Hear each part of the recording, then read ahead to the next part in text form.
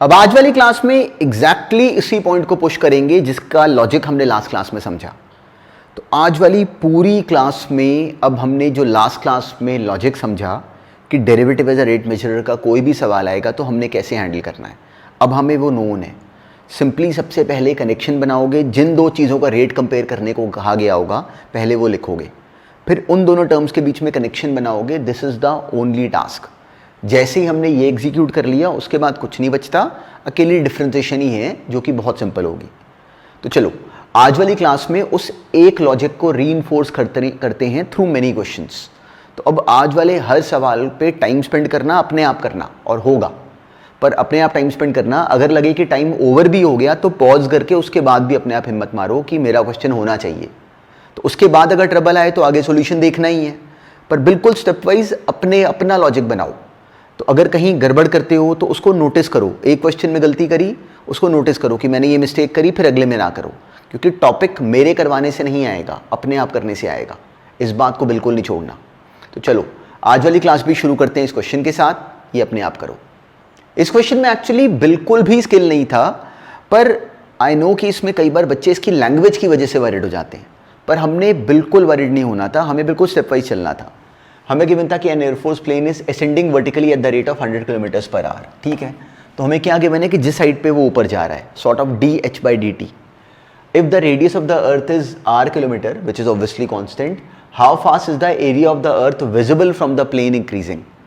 तो हमसे क्या पूछा गया, how fast is the area of the earth visible from the earth. अब देखो फ्रॉम द प्लेन, तो अब देखने में लगता है कि कितनी डिफरेंट लैंग्वेज है, पर हमें क्या फ़र्क पड़ता था, हमें जिन दो चीज़ों का रेट कंपेयर करने को कहा गया होता है, हमें उन दोनों का रिलेशन दे दो, आगे हम क्वेश्चन सॉल्व कर लेते हैं। तो इस सवाल में इंटरेस्टिंग बात ये थी कि हमने नोटिस करना था कि वो तो हमें गिवन है पहले से। ए हमें गिवन था कि 2πr² h/r+h है, जिसमें r तो कांस्टेंट है। जैसे ही उन दोनों चीज़ों के बीच का रिलेशन हमें गिवन है तो हमें क्लैरिटी है कि ये क्वेश्चन सॉल्व्ड है एक्चुअली। अब हम क्या करेंगे, सिंपली dA/dt निकाल देंगे। तो जैसे हमने dA/dt निकाला, अब हमें क्लियर है कि height of plane after 3 minutes वैसे कितनी होती, हमें गिवन है 100 किलोमीटर्स पर आवर, तो 3 मिनट्स पे हमने कन्वर्ट कर लिया, वो आ गया सिंपली 5 किलोमीटर। तो height was 5 kilometre after 3 minutes. तो अब सिंपली हमने क्या करा कि इस गिवन एक्सप्रेशन को हमने करा डिफरेंशिएट, dA/dt बनाया, r कांस्टेंट था, उसकी वैल्यू आ गई, और सिंपली हमने उसको dh/dt की वैल्यू फिल कर दी विच वॉज 100। h हमें नोन था एट दैट मोमेंट कि h था 5, हमने अभी खुद ही बनाया कि h था 5, केवल वैल्यू डाली, ये अपना आंसर था। तो दिस मच किलोमीटर स्क्वायर पर मिनट। पर इस क्वेश्चन में नोटिसेबल बात ये थी कि इस सवाल में हमें समझ में आता कि एक्चुअली काम कम था, पर हम कंफ्यूज क्यों होते हैं, या इन जनरल बच्चे कंफ्यूज क्यों होते हैं, क्योंकि एक नई लैंग्वेज आई। तो उस नई लैंग्वेज की वजह से कंफ्यूज नहीं होना, इस बात पे एम्फसाइज करना है कि हमें क्या बताया गया। तो देखो पूरी तरह उस बात पे जब फोकस करा तो ये क्वेश्चन इतना स्ट्रेट फॉरवर्ड था। अब नेक्स्ट कर दो, नेक्स्ट अब होना चाहिए कंप्लीटली अपने आप, बिल्कुल सिंपल सेंस था। अब ये हमें नोन भी था, हमने बिल्कुल सेम पैटर्न पे लास्ट क्लास में क्वेश्चन करा था। हमें क्या दिया गया कि a man 2 metre tall walks at a rate of this much towards the street light which is this much tall. तो अब लाइट की वजह से उस मैन के ऊपर जब लाइट आ रही है तो उसकी शैडो बनेगी। हमसे पूछा गया कि at what rate is tip of his shadow moving. तो अब टिप ऑफ शैडो किस रेट में मूव कर रही है तो वो बताना है, और एक लेंथ ऑफ शैडो का रेट ऑफ चेंज बताना है। तो बिल्कुल हमने लास्ट क्लास के क्वेश्चन की तरह फिगर बना ली। ये था लैम्प पोस्ट की हाइट, ये मैन की हाइट, अगर ये डिस्टेंस का नाम x रखें तो ये y। तो हमसे इस क्वेश्चन में दो हिस्से पूछे गए, एक तो लेंथ ऑफ शैडो ये बनी, उसका रेट ऑफ चेंज मतलब dy/dt पूछा गया, dx/dt हमें गिवन था। और क्या पूछा गया इस क्वेश्चन में, dl/dt, जिसमें l क्या है, ये कंप्लीट लेंथ। तो एक्चुअली dl/dt क्या बना, d of x plus y/dt, l कितना था x प्लस y, तो वो कितना बन गया dx/dt प्लस dy/dt। तो अगर मैंने ये दोनों पार्ट्स निकाल दिए तो ऑब्वियसली ये सॉल्व हो गया। अब इसमें हमें पूरी तरह लास्ट क्लास की तरह ही क्लैरिटी थी कि बिल्कुल यहाँ पे इसको tan थीटा बोल के हमें समझ में आता है कि 2/y बराबर था 16/3 divided by x plus y का। बाद सिंपली हम लोग को मिल जाता कि 6x प्लस 6y बराबर आ जाता 16y का। मतलब हमें मिल जाता कि 6x बराबर आ गया 8y का। सिंपली यहाँ से इसको सिंप्लीफाई करके 2x plus 2y into 3, 6x plus 6y बराबर आ गया 16y के। वहाँ से हमें मिल गया कि 6x बराबर है 10y के, वहाँ से हमें मिल गया कि 3x is equal to 5y। So this is the connection. ये इस क्वेश्चन में करने वाला मेन टास्क था। अब क्या करेंगे, simply differentiate 3 times of dx by dt बराबर है 5 times of dy by dt के। तो अब हमें क्लियरिटी है कि जो dx बाई dt था वो हमें गिवन था कि 5/3 है, सिंपली यहाँ पे लिखा 5/3, तो वहाँ से dy बाई dt कितना आ गया हमारे पास, सिंपली 1। सिंपली यहाँ पे हमने dx बाई dt की वैल्यू डाल दी 5/3, तो 5/3 में 3 cancel, 5 cancel, dy by dt आ गया 1। तो दिस इज 1 मीटर पर सेकेंड। तो जिस रेट पे शैडो की लेंथ चेंज हो रही है दैट इज 1 मीटर पर सेकेंड। तो this was the first part. अब इसी के नेक्स्ट पार्ट में क्या बोला गया कि dl बाई dt बता दो, तो वो तो हमें बिल्कुल सेम पैटर्न पे समझ में आता है कि वो था dx by dt 5/3 plus dy by dt। तो आंसर आ गया 8/3 मीटर्स पर सेकेंड। ये सेकेंड पार्ट का आंसर था। तो मेन टास्क एक्चुअली क्या है कि हमारे माइंड में ये पिक्चर बैठनी शुरू करे, उसके बाद कोई भी क्वेश्चन आएगा वो सेम ही होना था। अब बिल्कुल ऐसे ही नेक्स्ट क्वेश्चन भी इसी तरह की किसी अंडरस्टैंडिंग पे है, पर जो अंडरलाइंग लॉजिक है वो तो सेम ही रहेगा, तो उसको नहीं छोड़ना। तो अभी नेक्स्ट क्वेश्चन भी सॉल्व कर दो इसी बात का यूज करते हुए। बिल्कुल सेम तरह का लॉजिक था और सेम तरह की ही अंडरस्टैंडिंग चाहिए। देखो वो चेंज नहीं करेगी जो मर्जी क्वेश्चन आ जाए। हमें कहा गया कि a man is moving away from a tower this much high at the rate of 2 metres per second. तो सिंपली हमें दिया हुआ है कि a man is moving away from a tower, एक सेंस बना। Find the rate at which the angle of elevation of the top of the tower is changing when he is at a distance of 30 meters from the foot of the tower। तो अब हमें ये दिया गया, tower की height हमें given है 41.6, man की हाइट गिवन है 1.6। अब ये मैन की आई है, तो जो एंगल ऑफ एलिवेशन बना इस क्वेश्चन में वो ये बना। तो इस क्वेश्चन में हमने क्या निकालना है, d थीटा बाई dt। क्या गिवन है हमें गिवन है ये rate of change of this distance which is what dx by dt। तो हमें dx बाई dt इस क्वेश्चन में गिवन था, वो हमें गिवन था कि 2 मीटर्स पर सेकेंड है, और d थीटा बाई dt हमसे कहा गया कि निकाल दो। ये हमारा पहला स्टेप है। इस क्वेश्चन को पढ़ते ही हमारी कॉपी में ये लिखा होना चाहिए, कि उससे फिर क्लियर है, हमारी क्लियरिटी बिल्कुल नहीं हिलती। अब हमें दिखता है कि इस केस में अगर ये 1.6 है तो ये कितना हो गया 40। तो अब मेरा टारगेट क्या होगा कि x और थीटा के बीच में कनेक्शन बने, ये मेरा एग्जैक्ट टारगेट है। तो जैसे ही हमने ये फिगर बनाई और जैसे ही हमने बात नोटिस करी, तो उसके बाद हमने और कुछ नहीं सोचना एक्सेप्ट दिस कि x और थीटा के बीच में कनेक्शन बताओ तो क्वेश्चन सॉल्व कर लेंगे। तो वो इस वाले क्वेश्चन में इट वॉज विजिबल कि वो तो बना ही पड़ा था, 40/x बराबर था tan थीटा का। सिंपली हमें विजिबल था कि 40/x बराबर है tan थीटा के। जैसे ही हमने ये बना दिया तो हमने इस क्वेश्चन का सबसे जो मोस्ट इंपॉर्टेंट स्टेप था वो कर लिया। ये सवाल का सबसे इंपॉर्टेंट स्टेप है। जैसे ही हमने उन दोनों चीज़ों के बीच में कनेक्शन बना दिया, उसके बाद क्वेश्चन सॉल्व। सिंपली x कितना आ गया 40 cot थीटा, इसको डिफरेंशिएट करा दो। हमें बोला किस इंस्टेंस पे निकालो, जब जो x है वो 30 है। सिंपली डिफरेंशिएट कर लिया, जिस मोमेंट पे x 30 होगा उस मोमेंट पे cot tan थीटा कितना हो जाएगा 4/3, तो कोसेकेंट थीटा भी आ गया। सिंपली हमारे पास उस मोमेंट पे tan थीटा कितना हो जाएगा 4/3, मतलब cot थीटा कितना हो जाएगा 3/4। तो कोसेकेंट स्क्वायर थीटा कितना हो जाता 1 प्लस cot स्क्वायर थीटा। पर काम की बात क्या थी कि इसके बाद टास्क कोई नहीं बचता, इसके बाद केवल क्या है differentiation with respect to t with respect to t। तो हमारी टर्म ये बनती, अब कोसेकेंट थीटा की हमने वैल्यू फिल करी, सिंपली अपना क्वेश्चन इजीली सॉल्व हो गया। तो उसके बाद स्ट्रगल नहीं है, सिंपली वैल्यू फिलिंग ही। तो मेरा आंसर क्या बना -4/125 रेडियंस पर सेकेंड। पर फिर से नोटिस करो कि अगर इस क्वेश्चन में ब्लॉक हुए तो हमारे ब्लॉक होने की अब वजह नहीं थी। यही सारे सवाल ऑब्जेक्टिव में आते हैं, अगर वो लैंग्वेज चेंज करके भी दे दें तो आईआईटी में भी अगर बिल्कुल सेम पैटर्न का क्वेश्चन अगर आता है तो हम ब्लॉक नहीं होंगे। ये बात बिल्कुल ध्यान में रखना, ये topic is done for any level. तो ये पूरी तरह क्लैरिटी में ऐसे ही आना चाहिए। अब नेक्स्ट करो, इसकी लैंग्वेज नोटिस करो, कोई ट्रबल नहीं थी, बहुत बेसिक सा काम था।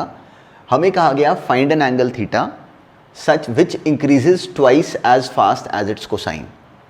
तो हमें दिया गया था कि जो D theta by D t हो वो twice of rate of change of cosine हो। तो हमने किन दो चीज़ों के बीच में कनेक्शन बनाना था, D theta by D T और डी ऑफ उसका कॉस। तो अगर मैं इस सवाल में जो बिल्कुल पहला स्टेप होता वो एक्चुअली ये होता, क्यों, सिंपली हमने रेट ऑफ जो कॉस और थीटा के बीच में कनेक्शन बना दिया, कॉस का नाम हमने रख लिया वाई। तो अब जो d Y by D T है वो हमें क्लियरली समझ में आता है कि minus sine theta into d theta by D t होता। बिल्कुल सिंपल सा लॉजिक। अब हमें अपने आप दिया गया कि जो D theta by D T है this should be twice as fast as the rate of this cos. मतलब D theta by D T हमें दिया गया कि twice of D Y by D T है। हमें दिया गया rate of change of angle जो है कि twice as fast its cosine है। तो इस सवाल में अब हमें गिवन था कि जो D theta by D T है ये actually 2 times of D Y by D t था। तो कोई ट्रबल ही नहीं, सिंपली हमने यहाँ पे d theta by D t की जगह 2 times d Y by D t डाल दिया। ऐसा करते हमें दिखता है कि साइन थीटा कितना आ गया -1/2। तो इतना सा काम था। अब साइन थीटा -1/2 कहाँ पे होगा? बहुत सारे एंगल हैं। फर्स्ट सेकंड क्वाड्रेंट में तो होगा नहीं, थर्ड में होगा। थर्ड क्वाड्रेंट में कहाँ पे होगा? Pi plus pi by 6 which is 7 pi by 6। तो this question was so basic, पर काम की बात क्या थी कि ऐसे बोल पाओ। सेकेंड पार्ट में कहा गया whose rate of increase is twice the rate of decrease of its cosine. तो बिल्कुल सेम पॉइंट ही था। जो रेट ऑफ इंक्रीज है वो इस केस में रेट ऑफ डिक्रीज, मतलब क्या d theta by D t minus of 2 times d Y by D t हो जाता। तो इसके सेकेंड पार्ट में भी एक्चुअली कोई स्ट्रगल नहीं थी। हमें दिखता था कि सिंपली यही बात बनी, बस d Y by D t अब की बार हमने यहाँ पे इसकी जगह सिंपली यहाँ पे जो D theta by D t था वो minus of 2 times d Y by D t था, क्योंकि एक इंक्रीज कर रहा है एक डिक्रीज कर रहा है, तो सिंपली माइनस साइन आ गया।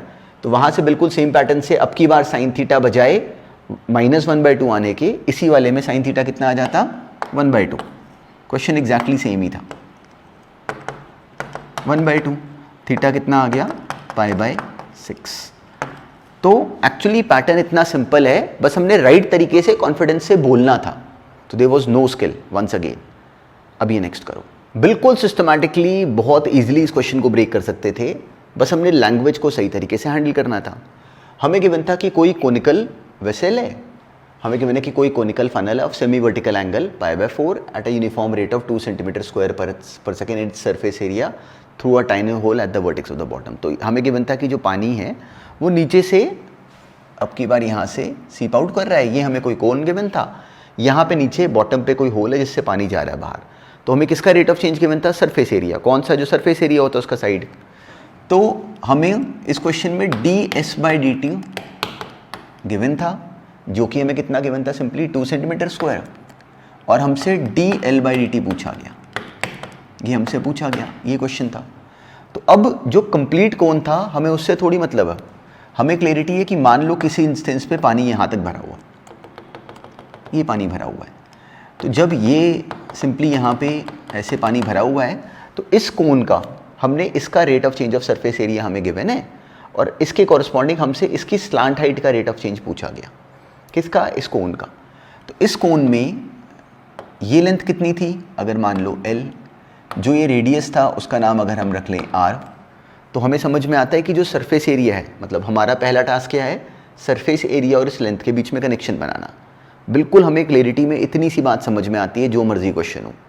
तो हमने अपनी कॉपी में बिल्कुल बेसिक स्टेप लिखा कि S बराबर है πRL के। Surface area, curved surface area cone का कितना होता है? πRL। तो पहला स्टेप हमारी कॉपी में ये होना चाहिए था। अब हमें ट्रबल आनी थी। तो इन क्वेश्चंस में जो अभी आगे भी इस तरह के करेंगे, बहुत माइनर सी ट्रबल है। वो ट्रबल ये कि अब की बार हमें S और L के बीच में कनेक्शन चाहिए, पर हम ब्लॉक हो गए क्योंकि यहाँ पे एक R आ रहा है जो कि खुद भी वेरिएबल है। ऑब्वियसली सोचो जब इसमें से पानी कम होगा तो L भी चेंज करेगा और R भी चेंज करेगा। तो इस क्वेश्चन में अब हमें सोचना क्या था कि ऐसा क्या करें, और क्या ऐसा कर सकते हैं कि यहाँ से इस R को रिमूव कर दें। तो इस क्वेश्चन में हमें दिखा कि जब भी कभी हमने ऐसे किसी टर्म को रिमूव करना है, कुछ भी सोचना है, तो कभी हमने रेट को इन्वॉल्व ही नहीं करना होता। रेट तो डेरिवेटिव है, वो तो आगे हो जाएगा इजीली सॉल्व। हमारा लॉजिक क्या होना चाहिए कि इस पूरे सेटअप को स्टैटिक सोचो कि कुछ मूव नहीं कर रहा। तो अगर the system is static, in that situation हमें दिखता है कि सिंपली ये गिवन था, ये एंगल हमें गिवन था कि दिस एंगल इज π/4। तो अब हमें इसी ट्राइंगल में दिखता है कि R अपॉन ये L, R अपॉन L इस राइट एंगल ट्राइंगल में दिखता है कि ये बराबर हो जाता है sin π/4 विच इज 1/√2। तो वहाँ से R एक्चुअली कितना आ गया? L/√2। जैसे ही हमने इस R की जगह L/√2 लिखा, हमने इस क्वेश्चन को ब्रेक कर लिया। ये बन गई हमारी टर्म। अब हमने सबसे मुश्किल काम कर लिया, S और L के बीच में कनेक्शन बनाना। जब ये कर लिया हमारा क्वेश्चन सॉल्व है। ऐसे सोचना है। अब देखो इसमें अपना सिस्टम किस तरीके से हमने एग्जीक्यूट करा। बिल्कुल नहीं वरिड हुए, सबसे पहले फिगर बनाई और देखा कि हमसे क्या पूछा गया है। जो पूछा गया वो लिखना चाहिए था। अब क्या करना चाहिए था कि देखना चाहिए था कि ds by D t D l by D T के बीच में कनेक्शन बनाना है, तो s और l के बीच में कनेक्शन बनाओ। वो हमने बना दिया। बनाते ही हमें अब एक ट्रबल नज़र आई कि यहाँ पे r आ रहा है जो कि खुद भी वेरिएबल है, तो इस फिगर में से हमने r और l में से r को हटाने की करी। जैसे रिमूव करा ये बनी टर्म। अब s और l के बीच में जब हमने कनेक्शन बना ली तो we have actually done the most important step. जैसे ये करा, अब सिंपल डिफरेंशिएशन है, ds बाई डी टी कितना हो जाता, इसका derivative which is 2 pi l upon root 2 into d l by D T. ये बनी हमारी टर्म। अब यहाँ पे हमें ds by D T given है कि 2 है और l हमने किस मोमेंट पे निकालना, when the slant head of the water is 4 centimetre. तो जिस मोमेंट पे निकालना है वहाँ पे l कितना है, 4। तो dl बाई डी टी का हमारा आंसर कितना हो जाएगा, dl बाई डी टी बराबर हो जाएगा ds by D t which is what 2 into root 2 जो कि ऐसे क्रॉस मल्टीप्लाई करके आ गया, divided by 2 pi into l कितना था 4। ये बना हमारा आंसर। सिंपली यहाँ पे 2 and 2 cancel, root 2 by 4 pi centimetre per second. तो ये हमारा इस क्वेश्चन का कंप्लीट फाइनल आंसर बनता। और ये कैसे बनता, हम लोग के माइंड में ये क्लियरिटी होनी चाहिए। This is just another ordinary question, पर नई तरह की लैंग्वेज थी और इसने उसी एक पॉइंट को फिर से रीइंफोर्स करा कि जिन दो चीज़ों का रिलेशन बनाना हो पहले वो लिखो, फिर उन दोनों के बीच में रिलेशन क्रिएट करो। देखो फिर से नोटिस करो कि वही काम है, बस लैंग्वेज चेंज करेगी क्वेश्चन की। तो हमने अपने आप को किस बात पे पक्का करना है कि कोई भी क्वेश्चन आ जाए तो हमारे सोचने का पैटर्न क्या होगा। So if that pattern is correct then whatever be the language of the question it could be broken in 2 lines. बिल्कुल ऐसे सोचना है। अब नेक्स्ट करो। बिल्कुल सेम तरह की अंडरस्टैंडिंग थी। अब देखो बिल्कुल सिस्टमैटिकली करते हैं और देखते हैं कि अगर कहीं ब्लॉक हुए तो कहाँ ब्लॉक हुए, अगर हुए तो। ये तो अपना हमारा आंसर बिल्कुल सही बनना चाहिए था।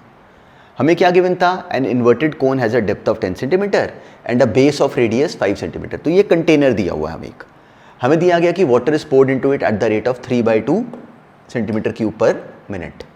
तो सिंपली इसके अंदर वाटर पोर करा जा रहा है। ये देखिए हमें क्या दिया गया इस क्वेश्चन में, dv बाई डी टी। तो हमारा फोकस क्या कि हमें दिया क्या है, dv बाई डी टी। ये हमें गिवन है दैट इज 3/2। और क्या पूछा हुआ है, dh बाई डी टी।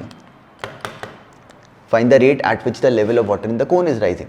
तो हमने क्या निकालना है, dh बाई डी टी। तो बिल्कुल हमें नोन है कि ये r है और ये जो हाइट है वो h है। तो अब जैसे ही हमारे सामने हमने ये क्वेश्चन क्रिएट कर लिया, अब हमारा फोकस क्या है, हमें कोई फ़र्क नहीं पड़ता क्वेश्चन की लैंग्वेज कैसे की भी हो। हमारा फोकस क्या है कि जिन दो चीज़ों का रेट कंपेयर करने को बोलोगे हम उन दोनों के बीच में कनेक्शन बनाएंगे, जो मर्जी क्वेश्चन दो किसी भी लेवल पे। तो अब वी कैन डायरेक्टली सी कि this is 1/3 pi r square h। हमने ये टर्म तो बना दी। अब ये बनाने पे हमें समझ में आया कि अब ट्रबल है। ट्रबल क्या है कि यहाँ पे दो वेरिएबल्स आए r और h, हमें क्या चाहिए, एक वेरिएबल। तो अब हमारा माइंड कैसे वर्क करेगा कि इस फिगर के थ्रू r और h के बीच में कनेक्शन बनाओ। तो जो हमने इससे पिछला क्वेश्चन करा उसमें और इसमें बहुत माइनर सा चेंज क्या आया कि पिछले क्वेश्चन में ये जो सेमी वर्टिकल एंगल था ये हमें गिवन था, इस क्वेश्चन में ये सेमी वर्टिकल एंगल हमें गिवन नहीं है। पर क्वेश्चन तो सॉल्व होना ही होना है और ज्योमेट्री से ही होना है, कहीं से भी डेरिवेटिव एज अ रेट मेजरर का कोई रोल नहीं। रोल किस बात का है, यहाँ पे वेरिएबल एक करने का, यूजिंग दिस ज्योमेट्रिकल इंटरप्रिटेशन। अब नोटिस करो कि हमें जो कंप्लीट कंटेनर था उसका बेस का रेडियस गिवन था कि 5 है, मतलब ये हमें गिवन था कि 5 है, और ये पूरी हाइट हमें गिवन थी कि 10 है। ये पूरी हाइट हमें गिवन थी कि 10 है, मतलब ये कंप्लीट हाइट हमें दी हुई थी कि 10 है। तो क्या हमें इस वाले सवाल में दिखता है कि जब हमें ये हाइट गिवन है तो इस वाले सवाल में अगर ये हाइट अगर 10 है और ये अगर 5 है तो क्या हमें दिखता है कि अगर ये एंगल थीटा हो तो 5/10 भी बराबर होता है tan थीटा के और r/h भी बराबर होता है tan थीटा के। तो इस क्वेश्चन में अब जो अकेले नोटिस करने वाली बात थी वो ये थी, जैसे ही हमने ये बात इंटरप्रेट कर ली कि 5/10 निकालो या r/h निकालो, दोनों क्या है tan थीटा, तो वहाँ से r बराबर आ गया h/2। तो ये सवाल का मेन टास्क था। v कितना आ गया 1/3 पाई, यहाँ पे h/2 उसका स्क्वायर हो गया h² और ये क्यूब और नीचे बाय 4, ये बन गई हमारी टर्म। तो ये इस क्वेश्चन का सबसे इंपॉर्टेंट स्टेप था। क्या था ये स्टेप? v और h के बीच में कनेक्शन क्रिएट करवा देना, जो कि हमें चाहिए। जैसे ही हमने ये बना दिया, हमारा क्वेश्चन सॉल्व हो गया। अब हम क्या करेंगे? सिंपली dv बाई dt बनाएंगे। dv बाई dt बराबर हो गया, सिंपली इसका डेरिवेटिव कितना बन गया? Simply 3 pi H square into D H by D T. 3 cancel हो गया, ये आ गया pi H square by 4 into D H by D T. ये बनी टर्म। तो हमने किस मोमेंट पे निकालना है? जहाँ पे जो डेप्थ है वो 4 सेंटीमीटर है, मतलब ये जो हमें हाइट गिवन है दिस इज 4 सेंटीमीटर। तो ये कितना बन गया? पाई एच स्क्वायर, एच कितना था? 4, वो आ गया 16 by 4 into D H by D t. D H by D t कितना हमें गिवन था? वो d H by D T हमने फाइंड करना है। D v by D T हमें गिवन था कि 3/2 है। तो this was d H by D t. पर यहाँ तक आने के बाद अब हमें दिखना शुरू हो जाता है कि हमारा क्वेश्चन सॉल्व हो गया। अब इसके बाद बड़ी बात कोई नहीं होती। सिंपली यहाँ से D H by D t कितना आ गया? हमारी टर्म बन गई सिंपली 4 पाई डिवाइड होके 3/8 pi. Simply this is what, cancel होके 4 पाई, इधर जाके वो क्या बन गया? 3/8 pi centimetre per second. So this was our final answer. पर देखो लॉजिक क्या लगाया? Exactly same. कोई भी क्वेश्चन आएगा हमारा सेंस नहीं बदलेगा। तो ये उसी बात का एक और एग्जाम्पल था। अब नेक्स्ट देखते हैं। अब ये सिंपल था और इजीली होना चाहिए था। हमें गिवन था कि water is dripping out from a conical funnel eight the rate of 4 centimetre cube पर सेकेंड। तो क्या गिवन था? dv by dt। और क्या पूछा गया? When the slant head of the water is 3 centimetre, find the rate of decrease of the slant height. तो क्या पूछा गया? dl by dt। तो बिल्कुल हमारा फोकस क्या होना चाहिए था कि dv बाई dt हमें गिवन है, dl बाई dt हमसे पूछा गया। तो हमारे माइंड में पिक्चर क्या बनेगी कि v और l के बीच में कनेक्शन बनाओ। तो बिल्कुल हमने क्या करा? बेसिक सी फिगर बनाई। टोटल एंगल हमें गिवन था कि 120 डिग्रीज है, तो सेमी वर्टिकल कितना हो गया? 60 डिग्रीज। जैसे हमने इस बात को इंटरप्रेट करा, आगे देयर वाज नो ट्रबल। ये r, ये h और ये l। तो अब हमें क्लैरिटी है कि v बराबर होता है 1/3 पाई आर स्क्वायर h का। पर अब हमें इस सवाल में ना तो r चाहिए ना ही हमें h चाहिए, पर हमें दिखता था हमें अकेला क्या चाहिए? l। तो r अपॉन l हमें क्लैरिटी है कि बराबर होता है साइन 60 का। r अपॉन l बराबर होता है साइन 60 डिग्रीज विच इज √3/2। तो r बराबर हो गया l √3/2। ऐसे ही h ओवर l बराबर है cos 60 डिग्रीज विच इज 1/2। तो h कितना आ गया? l/2। r आ गया √3l/2। सिंपली हमने r और h की वैल्यू कर दी फिल। तो हमारा v कितना बन गया? सिंपली r स्क्वायर h 1/3 पाई r स्क्वायर h। जैसे ही हमने ये टर्म बना ली, हमने एक्चुअली क्वेश्चन क्रैक कर लिया। ऐसे सोचना था। अब इसके बाद कोई स्ट्रगल नहीं, सिंपली dv बाई dt निकाला, उधर से डिफरेंशिएट करा, dl बाई dt आ गया। dv बाई dt हमें गिवन था कि -4 है, क्योंकि डिक्रीज कर रहा था। नहीं भी लगाया माइनस तो भी कोई ट्रबल नहीं। पर चलो, हमें अब l गिवन था। l कितना गिवन था उस मोमेंट पे? सिंपली l वॉज, हमें l इस क्वेश्चन में गिवन था कि l वॉज 3। जैसे l को 3 डाला, अपना आंसर बन गया। तो इस सवाल में अगर हमें ये बात बिल्कुल ऐसे समझ में आ जाए तो हमें रियलाइज़ होता है कि एक्चुअली इस टॉपिक में कितना कम काम है। तो बुक में किसी भी तरीके से एक्सप्लेन्ड हो, उनके तरीके पर नहीं जाना। इस टॉपिक में एग्जैक्टली हमने ऐसे ही करने क्वेश्चंस, जो मर्जी आए। अब नेक्स्ट देखते हैं। अब देखो, ये क्वेश्चन क्लियरली डुएबल था और बहुत सिंपल था। हमें कहा गया कि वो पॉइंट निकालो इस कर्व के ऊपर जहाँ पे जो एब्सिसा और ऑर्डिनेट है वो चेंज करें एट द सेम रेट। मतलब क्या बोला गया कि dx बाई dt और dy बाई dt बराबर हो। तो हमें क्या करना चाहिए? सिंपली इस कर्व को डिफरेंशिएट कर देना चाहिए विद रिस्पेक्ट टू t। तो जैसे ही हमने इसे डिफरेंशिएट करा विद रिस्पेक्ट टू t, हमारा question solve. dx by dt हमें गिवन था कि dy बाई dt के बराबर हो। सिंपली इसको डिफरेंशिएट करा, 2y dy बाई dt बराबर आ गया 8 times dx by dt। dy by dt हमें गिवन था कि dx बाई dt के बराबर है, वहाँ से y आ गया 4, y को फिल करा तो x आ गया। तो बहुत सिंपल सा क्वेश्चन था और राइट होना चाहिए था। अब नेक्स्ट करो। इसमें भी कोई ट्रिक नहीं थी, बस हमने बिल्कुल सिस्टमैटिकली करना होता है इन क्वेश्चंस में एग्जीक्यूट। हमें दिया था कि a kite is moving away horizontally, तो काइट सिंपली ऐसे हॉरिजॉन्टली मूव कर रही है at the rate of 52 centimetre per second. Find the rate at which the string is being paid out. तो हमें एक तरीके से लेंथ जो काइट का मूवमेंट था वो गिवन था dx बाई dt, और हमसे जिस स्पीड पे स्ट्रिंग निकल रहा है हमने वो बताना था। तो क्या निकालना था? एक तरीके से dl बाई dt। तो हमने बिल्कुल बेसिक फिगर बना ली और इस बात को हमने सिंपली, अगर मान लो स्ट्रिंग की लेंथ अगर y है, ये अगर x है, जो हाइट है काइट की वो तो फिक्स्ड है 120 मीटर्स, तो हमें अब की बार D X by D T given था, D Y by D T हमने निकालना था। तो हमारा फोकस क्या होना चाहिए था कि x और y के बीच में कनेक्शन बना दो। तो जैसे ही हमने ये फिगर बनाई हमें समझ में आ गया कि वाई स्क्वायर बराबर है एक्स स्क्वायर प्लस 120 का स्क्वायर। ये इस क्वेश्चन का मेन स्टेप था जो हम लोग इतनी बार नोटिस कर चुके हैं। उसके बाद कोई ट्रिक नहीं, सिंपली इसको डिफरेंशिएट करा, D Y by D T आ गया x by Y into 52। x हमें कितना गिवन था उस मोमेंट पे निकालना है व्हेन 130 मीटर्स इज आउट। तो ये 130 मीटर्स हमें गिवन है y, x यहीं से हम निकाल सकते हैं, वो 50 मीटर आ जाता सिंपली पाइथागोरस अप्लाई करके। तो वहाँ से x आ गया 50, तो d Y by D t हमारे पास आ गया x अपॉन वाई, मतलब 50 upon 130 into 52, that is 20 metres per second. पर बार बार हर क्वेश्चन में एक्चुअली नोटिस करो तो स्ट्रैटेजी एग्जैक्टली सेम है, बस वही हमने राइट रखनी है। अब नेक्स्ट देखते हैं। अब आज वाली क्लास में भी हमने सेम काम ही फर्दर करा, कंटिन्यू। देखो नोटिस करो कि पूरी क्लास में जो हमने लास्ट क्लास में स्ट्रैटेजी सुनी, हमने वर्ड बाय वर्ड उसी को बस एग्जीक्यूट करा। तो यही काम है इस टॉपिक में, कंप्लीटली यही काम है, बस इस पे हमने राइट तरीके से अपना ग्रिप बनाना होता है। तो चलो जो आज भी काम करा उस एक थ्योरी की लाइन को बस पक्का करना है, this is the only requirement. तो जैसे ही वो हमें क्लियरली समझ में आए फिर इस टॉपिक का क्वेश्चन गलत नहीं हो सकता।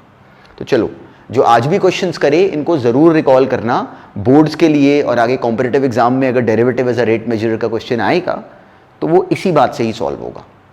चलो बस इतने काम को अब थॉरली रिवाइज करो।